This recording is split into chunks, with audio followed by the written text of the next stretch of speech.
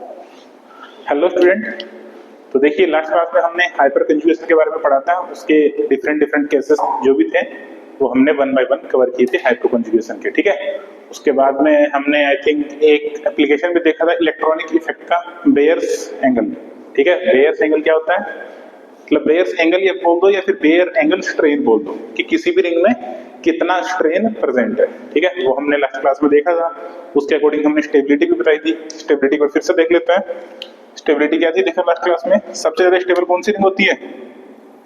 सबसे ज्यादा stable 6 member, फिर 5 मेंबर, फिर 4 मेंबर, फिर 3 मेंबर। ये स्टेबिलिटी ऑर्डर हमने लास्ट क्लास में देखा था। ठीक है, आज हम देखते हैं आगे, इसी को कंटिन्यू करते हैं, हीट ऑफ कंबशन। कि हीट ऑफ कंबशन कैसे कैलकुलेट करेंगे, कौन से कंपाउंड के लिए ज्यादा होती है हीट ऑफ कंबशन, कौन से कंपाउंड के लिए हीट ऑफ कंबशन कम होती है। ठीक है, तो चलो देखते हैं हम हीट ऑफ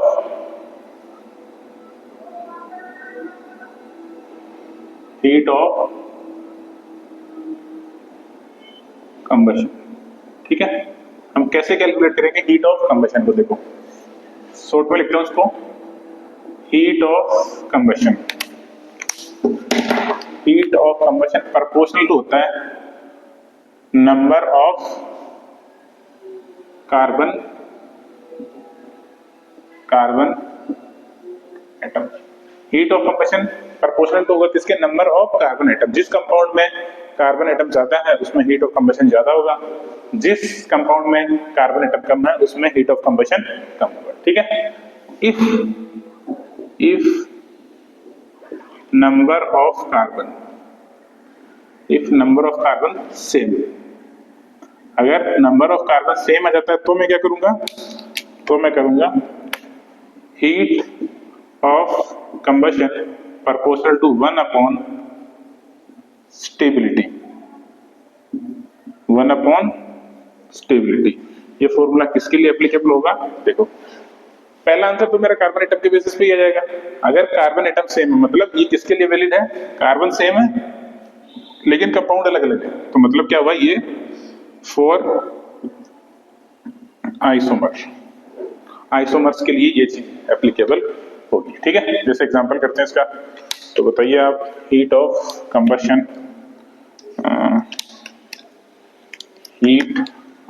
का एक एग्जांपल देखते हैं। सपोज मेरे पास एक 6 मेंबर रिंग है, एक 5 मेंबर है, एक 4 मेंबर है, एक 3 मेंबर है। इसको सोल्व करें और आंसर बताएं। हीट ऑफ कंबशन का ऑर्डर बताना है, मतलब हीट ऑफ कंबशन का ऑर्डर बताइए। इसको सोल्व करें और हीट ऑफ कंबशन का ऑर्डर बताइए। कर सकते हैं बड़ा इजीली। कितने कार्बन इसमें? 6 कार्बन है, इसमें कितने? 5 कार्बन, 4 कार्बन, 3 कार्बन। ठीक है, तो ऑब्वियसली बात है ऐसा होगा। जिसमें नंबर ऑफ कार्बन एटम ज्यादा उसका हीट ऑफ कंबशन ज्यादा। ठीक है, बहुत इजी चीज है, हीट ऑफ कंबशन आप बड़ा इजीली निकाल सकते हैं। ठीक है, चलो अगर आपको इसी में पूछ ले कि हीट ऑफ कंबशन पर CH2 तो मैं कैसे कैलकुलेट करूंगा बताओ? हीट ऑफ कंबशन पर CH2 एटम नहीं बोल सकते, पर CH2 मॉलिक्यूल बोल दो, पर CH2 एलिमेंट बोल दो, या फिर मॉलिक्यूल बोल दो। ठीक है, एक CH2 के लिए कितनी हीट ऑफ कंबशन डिफाइन होगी इसकी बात करते हैं। सपोज जैसे इसमें बताओ, इसमें क्या होगा, जितनी भी हीट ऑफ कंबशन होगी, heat of combustion for 6 atom, मतलब जितनी भी है, बेंजीन के लिए लिख लो, मतलब बेंजीन सॉरी साइक्लोहेक्सेन, तो हीट ऑफ कंबशन साइक्लोहेक्सेन के लिए अपॉन किससे करूंगा मैं? 6 से, क्योंकि एक CH2 के हिस्से में तो इतना ही आएगा। इसमें बताओ क्या होगा, हीट ऑफ कंबशन किसकी, मैं ऐसे लिख देता हूँ 5 कार्बन, इधर लिख देता हूँ 6 कार्बन। आप पहचाना 6 कार्बन मतलब साइक्लोहेक्सेन की बात कर रहे हैं।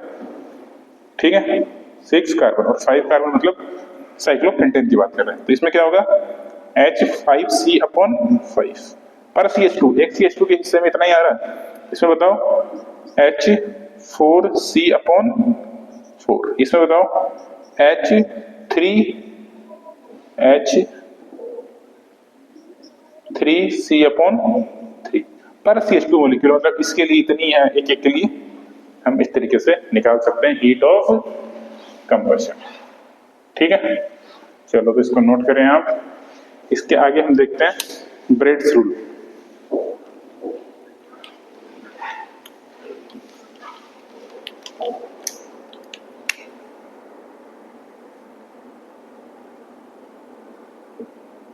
BRADTS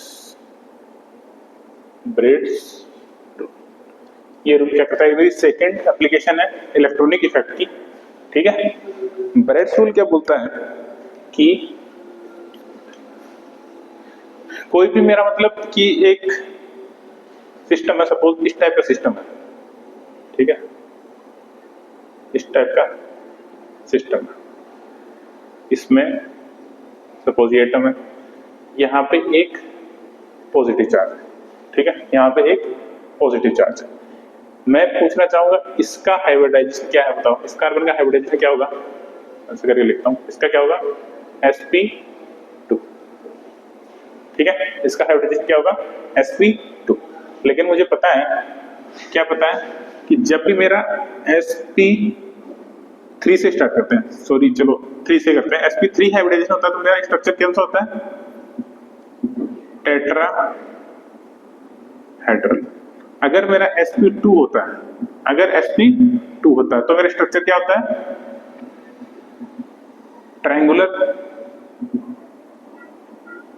triangular. और जब sp होता है तो क्या होता है, लीनियर। ठीक है, triangular.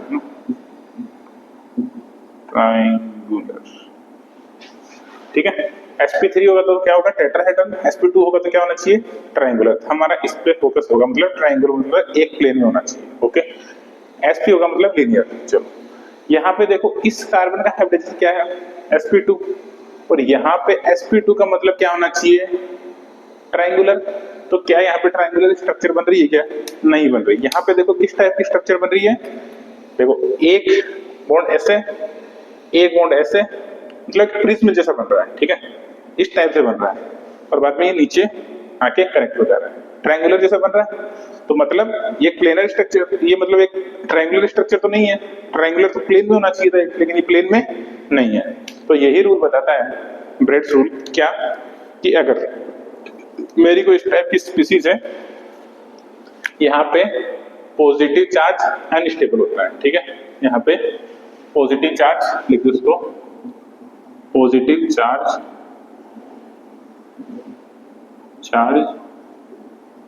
Unstable on bridge head,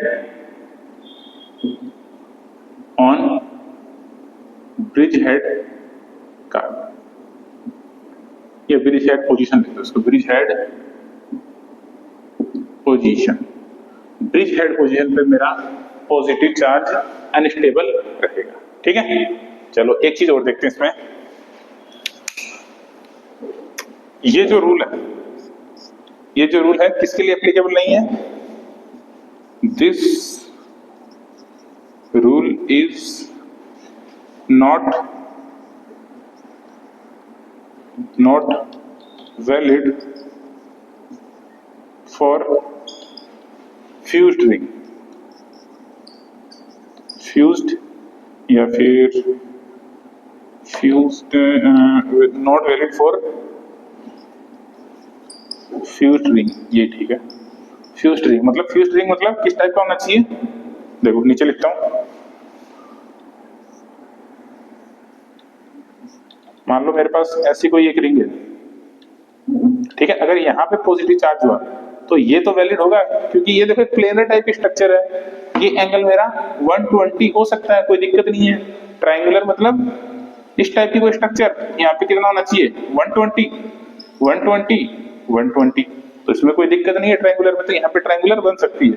लेकिन यहाँ पे ट्रायंगुलर नहीं बनेगा, ऑब्वियसली बात, एक प्रिज्म जैसा स्ट्रक्चर बनेगा। तो ब्रेड्स रूल क्या बोलता है कि sp2 हाइब्रिडाइजेशन मतलब कि यहाँ पे जो ब्रिज हेड कार्बन बनेगा, यहाँ पे अकॉर्डिंग टू क्या होना चाहिए था, sp2 के अकॉर्डिंग ट्रायंगुलर होना चाहिए था, मतलब एक प्लेनर चीज होनी चाहिए थी, प्लेनर, ठीक है, एक प्लेनर चीज होनी चाहिए थी, लेकिन यहाँ पे प्लेनरिटी नहीं है। बस यही रूल ये बताता है कि ब्रिज हेड कार्बन पे मेरा पॉजिटिव चार्ज जो है वो अनस्टेबल होता है, ठीक है, अनस्टेबल होता है। क्यों होता है? क्योंकि इसका हाइब्रिडाइजेशन क्या है, sp2। अगर sp2 होगा तो प्लेनर या ये ट्रायंगुलर शेप बनना चाहिए था, जो वहां पे प्रेजेंट, ठीक है। तो ब्रेडस्टूल के अकॉर्डिंग पॉजिटिव चार्ज जो है मेरा ब्रिज हेड कार्बन पे स्टेबल नहीं, ठीक है। चलो इसके कुछ एग्जांपल करते हैं। देखो इसमें मैं एक एग्जांपल और बताऊंगा आपको, वो भी इंपॉर्टेंट है थोड़ा सा। एक तो ये केस बन सकता है positive charge bridge head carbon पे बने, एक केस क्या बन सकता है, देखो मान लेते हैं ये मेरे पास एक स्ट्रक्चर है, ठीक है, यहां पे मेरा एक डबल बॉन्ड है। अगर डबल बॉन्ड हुआ तो इस कार्बन का हाइब्रिडाइजेशन क्या बना बताओ, कितने सिग्मा, 1 2 3 सिग्मा, और लोन पर कुछ है नहीं तो क्या बना ये वाला sp2। अब पॉजिटिव चार्ज की जरूरत नहीं है, इस कार्बन का हाइब्रिडाइजेशन क्या बन गया sp2। और अगर sp2 बनता है तो स्ट्रक्चर कैसी होनी चाहिए, ट्रायंगुलर। तो क्या यहाँ पे ट्रायंगुलर बन पा रहा है, नहीं बन पा रही है। अगेन वही प्रिज्म टाइप की चीज बन जा रही है, तो ये भी मेरा एक अनस्टेबल सिस्टम है, अनस्टेबल, ठीक है, ये भी क्या है, मेरी एक अनस्टेबल स्ट्रक्चर है। तो ये ऑब्वियसली बात है, यहाँ पे sp2 बन नहीं सकता। sp2 अगर बनता है तो वो क्या चाहेगा, मैं प्लेनर बचाऊं, लेकिन प्लेनर हो ही नहीं पाएगा इस स्ट्रक्चर में, प्रिज्म टाइप का स्ट्रक्चर बनेगा, तो वो पॉसिबल नहीं है, ठीक है। तो ये प्लेनरिटी के अगेंस्ट काम हो रहा है यहाँ पे। चलो तो इसके कुछ एक दो एग्जाम्पल देखें। चलो एक दो एग्जाम्पल हम स्किप करते हैं, इसको मिटा के।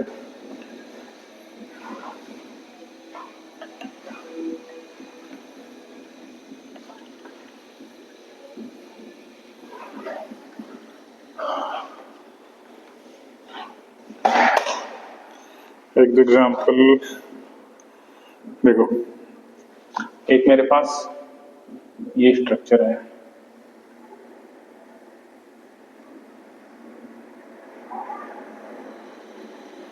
ठीक है, ये पॉजिटिव चार्ज है, और आपको बताना है इसमें से कौन सा वाला स्टेबल होगा और कौन सा वाला स्टेबल नहीं होगा।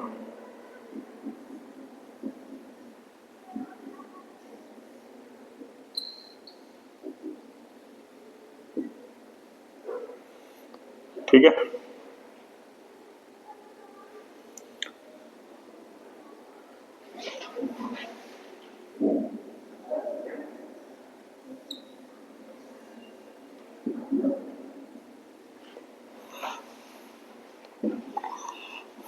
और आप बताइए मुझे, ये एक अलग एग्जांपल, इसमें आपको बताना है कौन कौन सा स्टेबल चीज है, कौन कौन सा अनस्टेबल चीज है, ठीक है। एक और एग्जांपल इसमें आपको कंपेयर करना है स्टेबिलिटी।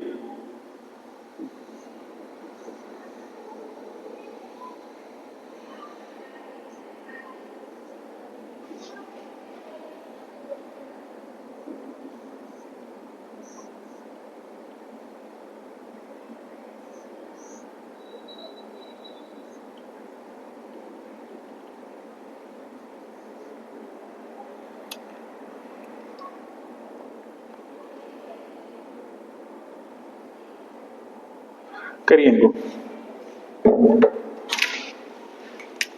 हो गया होगा आपसे। चलो देखते हैं 1 बाय 1। क्या यहाँ पे ब्रिज हेड कार्बन पे, देखो इसको मैं चेंज करके ऐसा भी लिख सकता हूँ, ये सिमिलर टाइप ऑफ स्ट्रक्चर है उसी के जैसा, ये वही चीज है। ये देखो मैं इसको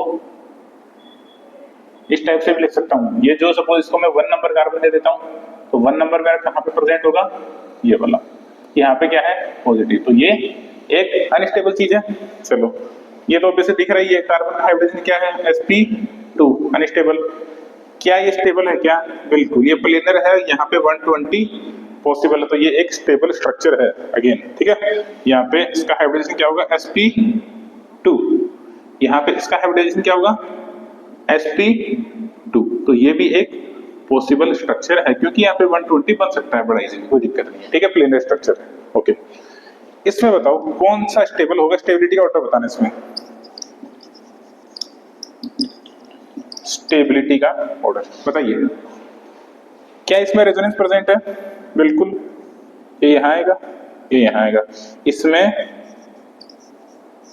रेजोनेंस, ठीक है कोई दिक्कत नहीं है। क्या इसमें रेजोनेंस प्रेजेंट है? क्या सोचो, क्या इसमें रेजोनेंस, देखो हो सकता है या नहीं हो सकता, पहले देखते हैं। अगर मान लो ये इधर आता है और ये इधर जाता है, ठीक है मान लेते हैं, तो होगा क्या, देखो अगर ये वाले कंडीशन में करता हूं तो क्या होगा, ऐसे बनेगा, ये वाला ऐसे रहेगा, ये नेगेटिव चार्ज यहां आएगा और ये डबल बॉन्ड यहां जाएगा। तो अगर ये रेजोनेंस करता है तो ये स्ट्रक्चर बनाएगा और ये स्ट्रक्चर बनाएगा, तो इसका हाइब्रिडाइजेशन क्या हो जाएगा, sp2, जो कि एक अनस्टेबल स्ट्रक्चर है। तो इधर लिख देता है जो कि एक अनस्टेबल, ठीक है अनस्टेबल स्ट्रक्चर। तो अनस्टेबल है तो ये क्या रेजोनेंस करना चाहेगा, कभी भी नहीं, ये बिल्कुल रेजोनेंस नहीं करना चाहेगा। तो इसमें लिख भी सकते हैं कि तो पॉसिबल ही नहीं है, तो रेजोनेंस करेगा क्यों, रेजोनेंस इसलिए करता है ना थोड़ा स्टेबिलिटी बढ़े, या तो स्टेबिलिटी घट जा रही है, तो ये वाला इसमें कोई रेजोनेंस प्रेजेंट नहीं है, नो रेजोनेंस, ठीक है। तो ये वाला पहले वाला मोर स्टेबल है कंपेयर टू सेकेंड वाला, ठीक है। तो इस टाइप से मैं थोड़ा डिफाइन कर सकता हूं कि मेरा जो ब्रिज हेड का कार्बन है, ठीक है, वो वाला अनस्टेबल चीज है, या फिर मतलब अनस्टेबल बोल दो, या फिर ये यहाँ अगर sp2 कार्बन बनता है तो वो मेरा अनस्टेबल चीज है। sp2 कार्बन कैसे बन सकता है, पॉजिटिव चार्ज है तो बन सकता है, और अगर डबल बॉन्ड आए तो भी sp2 कार्बन बन सकता है। लेकिन ये वाला चीज किसके लिए एप्लीकेबल नहीं है, मेरी अगर फ्यूज रिंग है कोई भी, फ्यूज रिंग के लिए ये चीज एप्लीकेबल नहीं है, क्योंकि फ्यूज रिंग में एक प्लेनर स्ट्रक्चर होती है, प्लेनर स्ट्रक्चर में बड़ा इजीली 120 डिग्री बन सकता है, कोई दिक्कत नहीं है, ठीक है। तो इस टाइप से हमने कुछ एग्जांपल किए, आप ये नोट करें। इसके बाद में एक और देखते हैं हम, SIR effect.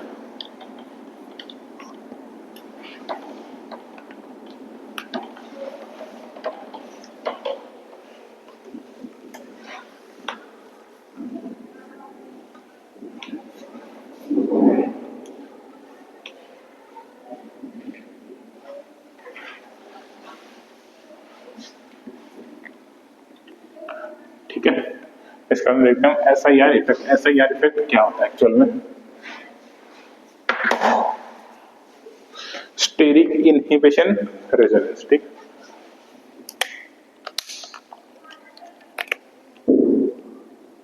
SIR steric inhibition resonance effect, ठीक है, स्टेरिक इनहिबिशन रेजोनेंस इफेक्ट, ठीक है। इसको समझते हैं क्या होता है। देखो मान लेते हैं कि मेरे पास एक बेंजीन रिंग है, ठीक है, बेंजीन रिंग है, इसके ऊपर सपोज एक ही कनेक्टेड है, मतलब CH3 एक ग्रुप कनेक्टेड है, ओके कोई दिक्कत नहीं है।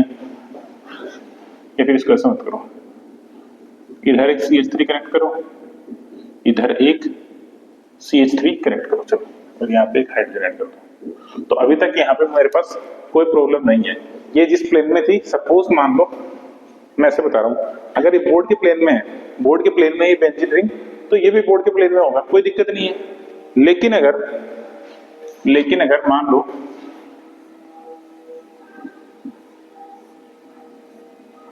अगर मान लो मेरे पास CH है, इधर COOH है, इधर COOH, एक बड़ा ग्रुप है मेरे पास कार्बोक्सिलिक एसिड। तो बताओ इसके ऊपर जो CH मैं लगाऊंगा, एक बार लगा के दिखाता हूँ, CH3, ये CH3, तो ये बड़ा ग्रुप है, ये भी बड़ा ग्रुप है, बड़ा ग्रुप है, बड़ा ग्रुप है, इनके बीच में रिपल्शन होगा। यहाँ पे तो कोई रिपल्शन नहीं था, छोटे छोटे हाइड्रोजन थे, हाइड्रोजन से कोई दिक्कत नहीं है, यहाँ पे तो हाइड्रोजन थे ना छोटे छोटे, इससे कोई दिक्कत नहीं है। लेकिन यहाँ पे मेरे COOH और ये जो है दोनों बड़े बड़े ग्रुप है, बड़े बड़े ग्रुप है, तो क्या होगा, ये इसी प्लेन में रहेगा मेरा रिंग, लेकिन ऊपर वाला जो सिस्टम है ये प्लेन चेंज कर लेगा। ऊपर वाला सिस्टम क्या करेगा, प्लेन चेंज कर लेगा, क्योंकि सिग्मा बॉन्ड है, सिग्मा बॉन्ड में फ्री रोटेशन पॉसिबल है, ठीक है। तो ऊपर वाला जो है वो प्लेन चेंज कर लेगा। प्लेन चेंज कर लेगा तो कैसे शो करूंगा, देखो अगर ऊपर वाला प्लेन चेंज कर लेगा तो मैं इसको कैसे शो करूंगा, रुको देखो बताता हूँ आपको मैं। देखो इसको पूरे को मिटाता हूँ, ये तो ऐसे कैसे रहेंगे कनेक्टेड है इंजीनियरिंग से, इसमें कोई दिक्कत नहीं है। CH, तो ये वाला CH3 सपोज मान लेते हैं पीछे की तरफ चला गया होगा, और ये वाला CH3 आगे की तरफ आ गया होगा, CH। तो ये कुछ इस टाइप से स्ट्रक्चर बनाऊंगा, ठीक है, क्योंकि यहाँ पे बड़े बड़े ग्रुप है, बड़े बड़े ग्रुप है तो इनमें रिपल्शन हुआ होगा। रिपल्शन हुआ होगा तो रिपल्शन को कम करने के लिए बेंजीन रिंग यहीं पे प्रेजेंट होगा, और ऊपर वाला जो है ये अपने आप को रोटेट कर लेगा। एक ग्रुप अंदर की तरफ भेज देगा, एक ग्रुप बाहर की तरफ भेज देगा, ठीक है। चलो इसको हम ऐसे डिफाइन कर सकते हैं। और इसमें एक चीज और देख सकते हैं, यहाँ पे मैंने एक ग्रुप जोड़ा है CWH, इसको मैं बोल रहा हूँ बल्कि ग्रुप या बड़ा ग्रुप, ठीक है। तो इसकी डेफिनेशन क्या है, बल्कि ग्रुप में किसको बोलूंगा, तो मैं उसको बता देता हूँ जिसको मैं स्मॉल ग्रुप बोलूंगा। स्मॉल को छोड़ के जितने बचेंगे सारे बल्कि ग्रुप, ठीक है। तो लिखता हूं नोट बल्कि, जो जो बल्कि ग्रुप में काउंट नहीं होंगे, जैसे हाइड्रोजन, ठीक है, OH, NH3, इस टाइप के जो ग्रुप होंगे वो बल्कि में काउंट नहीं होंगे। और मैं आपको देख से बता देता हूं, बोरोन और ले लो, बोरोन ले सकते हो और एक फ्लोरीन भी ले सकते हो। ये सारे के सारे मेरे स्मॉल ग्रुप है, स्मॉल ग्रुप, ठीक है। ये बल्कि में काउंट नहीं होंगे। अगर यहाँ पे हाइड्रोजन आता है, OH आता है, फ्लोरीन आता है, ठीक है, बोरोन आता है, तो कोई दिक्कत नहीं है, सेम प्लेन में रहेगा। लेकिन अगर इनको छोड़ के कोई दूसरा ग्रुप आता है तो ये अपना प्लेन चेंज कर देगा, ठीक है। अगर ये प्लेन चेंज कर देगा, ठीक है, अगर ये प्लेन चेंज कर लेगा तो इसमें क्या रेजोनेंस होगा, देखो अंदर तो रेजोनेंस होगा, क्या इसमें रेजोनेंस, देखो मैं एक और एग्जांपल देता हूं उससे आप अच्छे समझेंगे। मान लो मेरे पास एक एग्जांपल है, मैं एक एग्जांपल देख के बता देता हूं आपको सही से, ठीक है। नाइट्रोजन, इधर मिथाइल है, इधर और इधर भी मिथाइल कनेक्ट कर देता हूँ, ठीक है। इसके ऊपर लोन पेयर है, ओके, कोई दिक्कत नहीं है। यहाँ पे छोटे छोटे हाइड्रोजन है, इनसे कोई प्रॉब्लम है नहीं। लेकिन दूसरे केस में मैं क्या करूंगा, दूसरे केस में मैं क्या करूंगा, ये हो गया, इधर नाइट्रोजन है, इधर इसको भी नहीं लिखते हैं, इधर कनेक्ट करते हैं, पहले मिथाइल कनेक्ट कर दो, इधर इधर भी मिथाइल कनेक्ट कर दो, ठीक है। और अब बताओ पीछे वाला प्लेन चेंज कर लेगा, क्योंकि अब बल्कि ग्रुप आ गया है, तो इधर वाला मिथाइल पीछे चला जाएगा और ये वाला मिथाइल इधर आ जाएगा, ठीक है। तो बताओ, देखो रिंग के अंदर तो दोनों में रेजोनेंस है, रिंग के अंदर कोई दिक्कत नहीं है, लेकिन यहाँ पे इतने इतने में क्या यहाँ पे रेजोनेंस है, बिल्कुल यहाँ पे रेजोनेंस है, क्योंकि ये क्या है, एक प्लेनर है, प्लेनर स्ट्रक्चर है, ठीक है। और रेजोनेंस हमेशा हमको पता है प्लेनर स्ट्रक्चर में ही होता है, नॉन प्लेनर में रेजोनेंस का कोई मतलब नहीं है, ठीक है। तो यहाँ पे क्या रेजोनेंस होगा, नहीं, ये अपोजिट प्लेन में, ऊपर वाला अपोजिट प्लेन में, तो यहाँ पे नो रेजो, कोई यहाँ पे रेजोनेंस नहीं होगा, ठीक है। तो यहाँ पे रेजोनेंस होगा और यहाँ पे रेजोनेंस नहीं होगा, क्योंकि यहाँ पे प्लेन इसका चेंज हो चुका है, ठीक है। यहाँ पे इसका प्लेन चेंज हो चुका है। कुछ एग्जांपल हम करते हैं, ठीक है, कुछ एग्जांपल इसके भी करते हैं हम। तो आपको स्टेबिलिटी का ऑर्डर बताना है,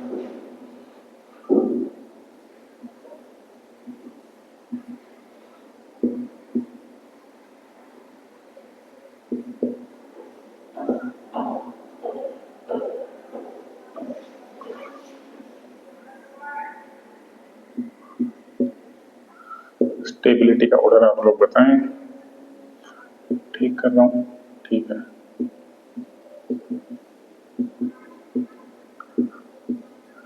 मिथाइल एमी का मतलब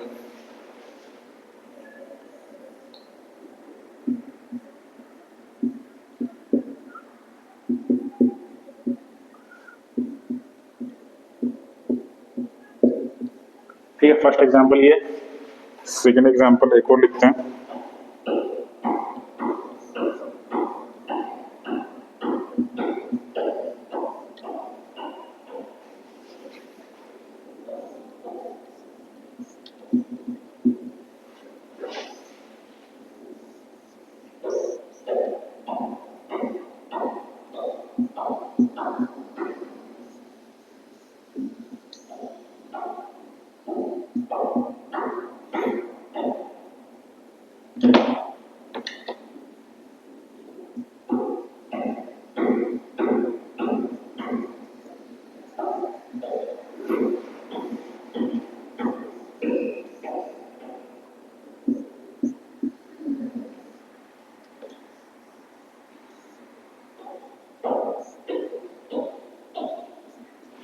करिए, इनमें आपको बताना स्टेबिलिटी का ऑर्डर। मेरे पास दो एग्जांपल है, एक ऊपर वाला एक नीचे वाला। ये एक एग्जांपल है, इसको ए बोल दो, इसको बी बोल दो, इसको सी बोल दो। ये another example A B and C. ठीक है, तो बताइए इनमें स्टेबिलिटी का ऑर्डर क्या होगा? हो गया होगा आपसे? चलो ओके, तो बताइए पहले में रेजोनेंस है क्या? ठीक है, इसमें रेजोनेंस पॉसिबल है क्योंकि ये और ये सेम प्लेन में है, स्टेरिक हिंड्रेंस यहाँ पे इतना नहीं है। ठीक है, तो इसमें रेजोनेंस है, तो रेजोनेंस है तो मैं ऑर्डर लिखता हूँ सीधा। देखो अगर इसमें रेजोनेंस है तो देखो ए सबसे ज्यादा स्टेबल होगा। ठीक है, अब बात करते हैं बी की और सी की। मिथाइल अपना क्या लगाएगा? प्लस आई लगाएगा। यहाँ पे मिथाइल इतना पास कनेक्टेड है, यहाँ पे 3 मिथाइल है, लेकिन तीनों के तीनों दूर दूर है। ये भी कर सकते हैं। दूसरा हम क्या कर सकते हैं? हाइपर कॉन्जुगेशन से भी देख सकते हैं। बताओ, हाइपर कॉन्जुगेशन से देखा तो यहाँ पे कितने हाइड्रोजन कनेक्टेड है? ये एक एच है, ये दूसरा एच है, ये तीसरा एच है। इसमें कितने अल्फा हाइड्रोजन होंगे? कितने अल्फा हाइड्रोजन होंगे? 3 अल्फा हाइड्रोजन इधर होंगे और 3 अल्फा एच इस तरफ भी तो होंगे। तो इसमें कितने? 6 अल्फा एच है। बाद में आएगा बी, और यहाँ पे अल्फा एच है या नहीं? ठीक है, ऊपर वाला तो सब सेम है, डिफरेंस यहीं पे तो है। तो यहाँ पे 0 अल्फा एच है। कितना अल्फा एच है? 0 अल्फा हाइड्रोजन। इधर भी कितने? 0 अल्फा हाइड्रोजन। तो फिर आएगा सी, क्योंकि पहले में रेजोनेंस है, दूसरे में हाइपर कंजुगेशन है, और तीसरे में तो बस खाली इंडक्टिव इफेक्ट है। इंडक्टिव इफेक्ट तो वैसे ही पता है हमको, लास्ट में आता है। क्या होता है ऑर्डर? सबसे पहले किसको देखते हैं? रेजोनेंस, फिर हाइपर कंजुगेशन, फिर इंडक्टिव इफेक्ट। ठीक है, चलो इसमें बताओ क्या कभी रेजोनेंस पॉसिबल है क्या? इसको छोड़ो, पहले इसको देखते हैं, इसमें आप अच्छे समझेंगे। देखो ये रिंग जो है और ये जो रिंग है, दोनों बोर्ड के प्लेन में है, और इन दोनों को बांध के रख रही है ये अंदर वाली रिंग। ठीक है, तो ये रिंग जिस प्लेन में होगी उसी में ये, अब ये घूम नहीं सकती आपस में, रिंग एक प्लेन में होगी, क्योंकि बीच वाली रिंग जो है ना, इस रिंग को और इस रिंग को आपस में बांध ली है। ठीक है, तो ये जो मेरी स्ट्रक्चर है एक प्लेनर स्ट्रक्चर है, प्लेनर स्ट्रक्चर। ठीक है, और इसके अंदर रिंग रेजोनेंस हो गया? बिल्कुल, इसमें ऑलवेज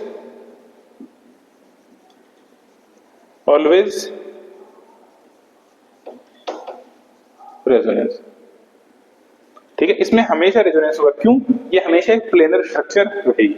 अब बात करते हैं इसकी, क्या ये हमेशा प्लेनर स्ट्रक्चर रह सकती है क्या? नहीं, इसकी मर्जी है भाई, जब चाहे ऐसे रहेगी, जब चाहे ऐसे रहेगी, कोई दोनों कंडीशन में इसको प्रॉब्लम नहीं है। ठीक है, तो कभी इसमें रेजोनेंस होगा, कभी इसमें रेजोनेंस नहीं होगा। ठीक है, ओके।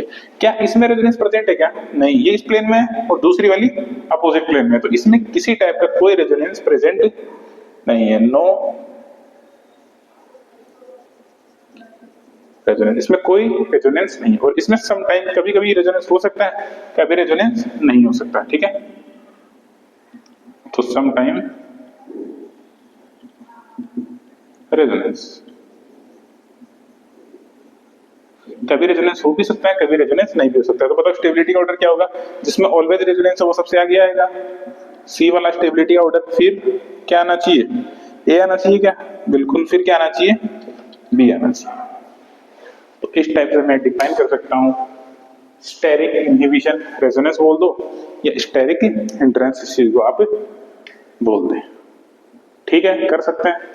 चलो आगे हम एक और प्रॉपर्टी देखते हैं, डाइपोल मोमेंट।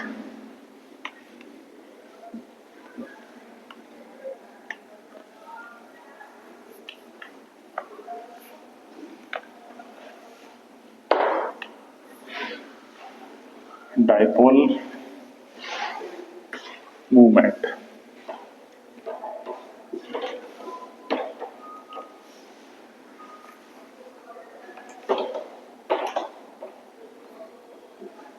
ठीक है, ठीक है।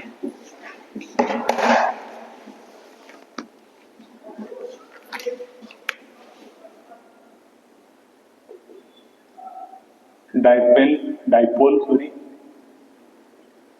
मूवमेंट, डाइपोल मूवमेंट, इसको शो करता हूं मैं म्यू से। ठीक है, डाइपोल मूवमेंट, इसको अगर फॉर्मूले के टर्म में लिखे तो देखो, मान लेते हैं मेरे पास दो चीजें हैं, सपोज एक चीज ए एक चीज बी है। ठीक है, यहां पे electron negativity of A is less than electron negativity of B. Assume कर लेता हूं इलेक्ट्रॉन नेगेटिविटी ऑफ बी की ज्यादा है, ए की कम है, तो क्या होगा, बी वाला क्या करेगा, इलेक्ट्रॉन अपनी तरफ खींचेगा।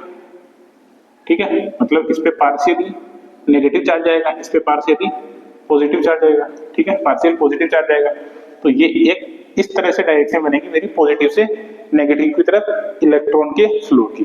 ठीक है, इसको मैं मैथमेटिकली टर्म में बोलता हूं mu equal to charge into distance. क्यों, क्या है यहाँ पे चार्ज और डी क्या है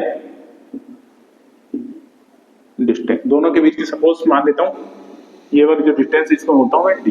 ठीक है, तो क्यू इंटू डेंसिटी, मतलब चार्ज इंटू डेंसिटी नहीं, डिस्टेंस, चार्ज इंटू डिस्टेंस, इस चीज को मैं क्या बोलूंगा, डाइपोल मूवमेंट। बस इतना ही अब आपको बताना है कि किसका डाइपोल मूवमेंट है, कम है, ज्यादा है, जीरो है, क्या है, तो आप बताइए। एग्जाम्पल से करते हैं, देखो सीधा एग्जाम्पल करते हैं,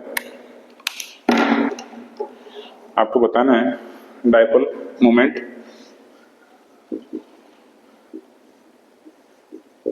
ये एग्जाम्पल है मेरे पास, देखो इजी है, पूरा मैथमेटिक्स टाइप की चीजें हैं, इसमें कुछ है ही नहीं।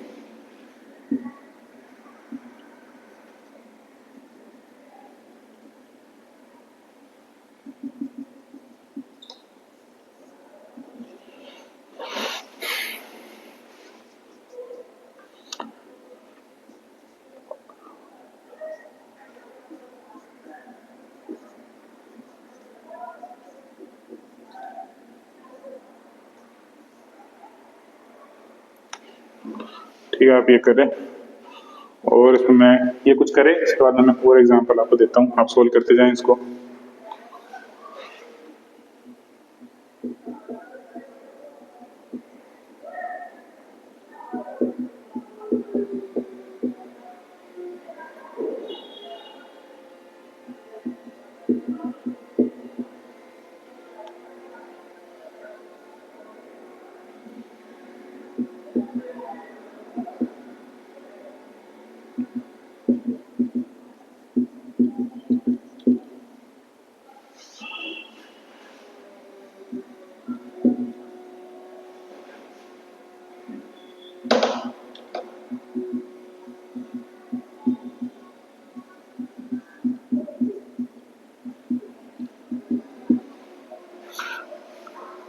करिए सोल्व जल्दी थोड़ा।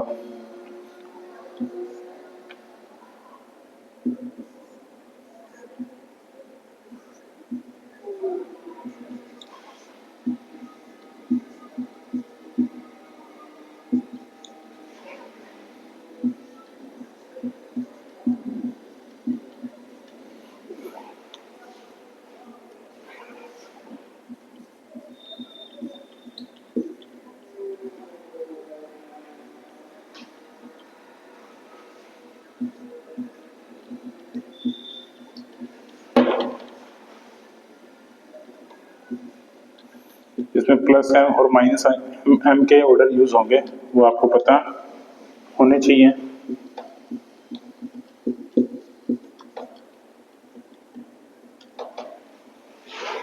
ठीक है, और मैं कुछ ऑर्डर देता हूं आपको, जैसे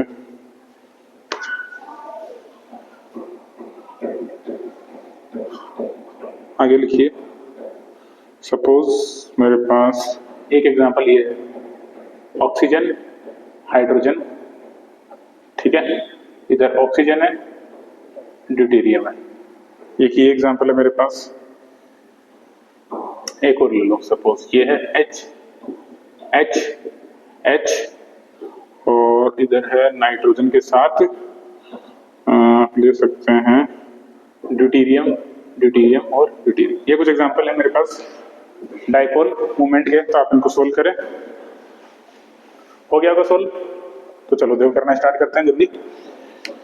यहाँ पे बताओ ज्यादा इलेक्ट्रॉन नेगेटिव कौन है? ज्यादा इलेक्ट्रॉन नेगेटिव कौन है? ऑक्सीजन ज्यादा इलेक्ट्रॉन नेगेटिव है, तो इसका डाइपोल मोमेंट इस तरफ होगा और इसका डाइपोल मोमेंट इस तरफ होगा। सेम होगा पर अपोजिट डायरेक्शन होगा, तो इसका म्यू नेट कितना होगा? म्यू नेट कितना होगा? 0। ऑब्वियस सी बात है। इसमें बताओ ये प्लेनर स्ट्रक्चर आपको पता है, हाइब्रिडाइजेशन क्या है इसका? हाइब्रिडाइजेशन sp2 sp2 है, तो एक प्लेनर स्ट्रक्चर होना चाहिए। एंगल कितना होना चाहिए? 120 डिग्री, 120। और आपने मैथमेटिक्स में वेक्टर्स पढ़े होंगे, जब 3 वेक्टर्स, ठीक है, जब 3 वेक्टर मेरे एक पॉइंट पे हो 120 डिग्री के एंगल पे, तो उनका रिजल्टेंट कितना आता है? 0। मतलब जितना इधर लगेगा उतना इधर लगेगा और उतना ही इधर लगेगा। म्यू नेट कितना बनेगा? 0। ओके, इसमें बताओ, इसमें देखो एक Cl ऊपर की तरफ है, एक Cl ऊपर की तरफ है और 3 Cl नीचे की तरफ है, 3 Cl नीचे की तरफ है। तो जितना मेरा Cl ऊपर की तरफ लगाएगा, जितना मेरा Cl ऊपर की तरफ लगाएगा, उतना रिजल्टेंट अपोजिट साइड में बनेगा, लेकिन नीचे की तरफ, क्योंकि नीचे 3 Cl है ना, इन तीनों का रिजल्टेंट नीचे की साइड बनेगा। कितना रिजल्टेंट बनेगा? इसके बराबर। ये मैथमेटिक्स में आपने पढ़ा होगा। तो इसमें भी मेरा म्यू नेट कितना बनेगा? म्यू नेट कितना बनेगा? 0। इसमें बताओ ऊपर वाला नीचे को कैंसिल करेगा, ये वाला इसको कैंसिल करेगा, और इन दोनों का रिजल्टेंट इस डायरेक्शन में आएगा जितना इस डायरेक्शन में, तो इसका भी म्यू नेट कितना बनेगा? 0। इसमें बताओ इसका म्यू नेट कितना बनेगा? भाई जितना इधर से लग रहा है, जितना इधर से डोनेट करेगा उतना ही इधर से डोनेट करेगा, म्यू नेट कितना बनेगा? 0। इसमें बताओ, इसमें Cl अपनी तरफ खींचेगा और ये क्या है? एक इलेक्ट्रॉन नेगेटिव है, मतलब इलेक्ट्रॉन नेगेटिव हाइब्रिड है। सबसे ज्यादा इलेक्ट्रॉन नेगेटिविटी किसकी होती है हाइब्रिड में? sp हाइब्रिड एटम की इलेक्ट्रॉन नेगेटिविटी सबसे ज्यादा, फिर sp2 की, फिर sp3 की। ये क्या है?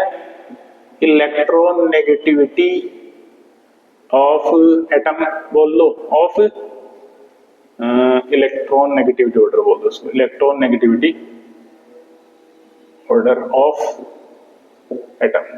ठीक है, किसी भी एटम का अगर sp हाइब्रिड है तो उसकी इलेक्ट्रॉन नेगेटिविटी सबसे ज्यादा होगी, फिर sp2 की, फिर sp3 की, क्योंकि यहाँ फिर sp3 की, क्योंकि यहाँ पे s कैरेक्टर बढ़ रहा है। ठीक है, चलो, तो यहाँ पे ये इलेक्ट्रॉन नेगेटिव है तो ये अपनी तरफ खींचना चाहेगा, ठीक है, इसकी तरफ डायरेक्शन होगी, लेकिन यहाँ पे इसकी तरफ डायरेक्शन होगी लेकिन कुछ कम होगी, क्योंकि इसकी इलेक्ट्रॉन नेगेटिविटी कंपेयर टू इसकी इलेक्ट्रॉन नेगेटिविटी से कम है। तो ये मेरा म्यू नेट 0 नहीं होगा।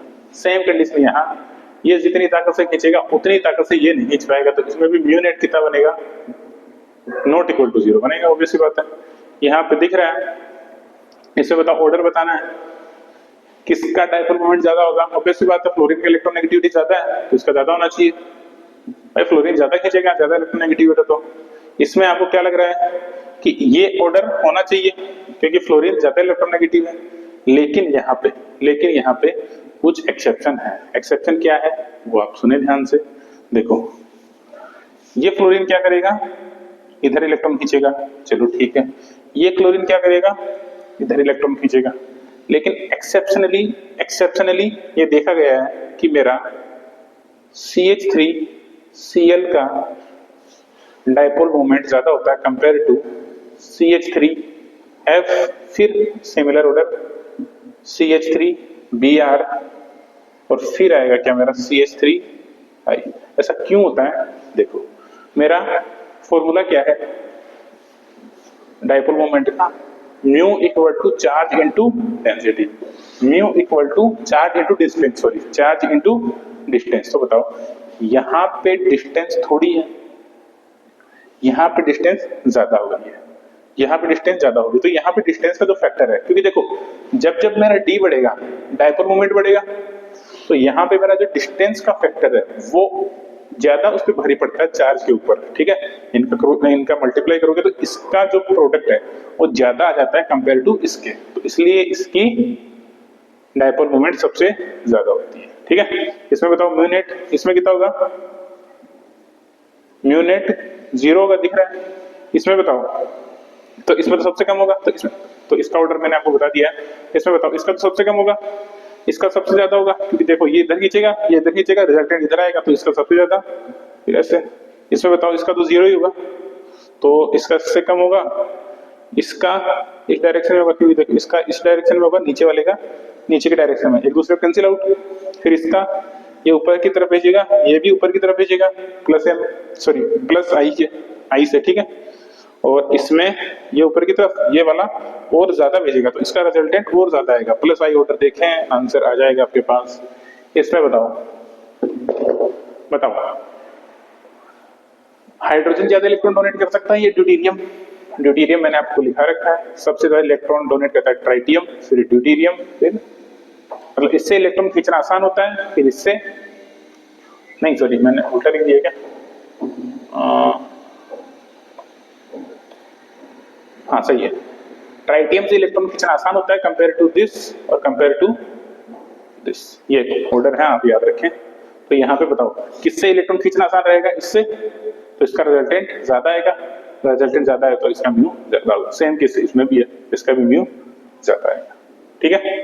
तो इस टाइप से मैं ये चीजें बड़े इजीली सॉल्व कर सकता हूँ। ये था मेरा एप्लीकेशन ऑन इलेक्ट्रॉनिक इफेक्ट। तो आज के लिए इतना ही है, बाकी हम कल पढ़ेंगे।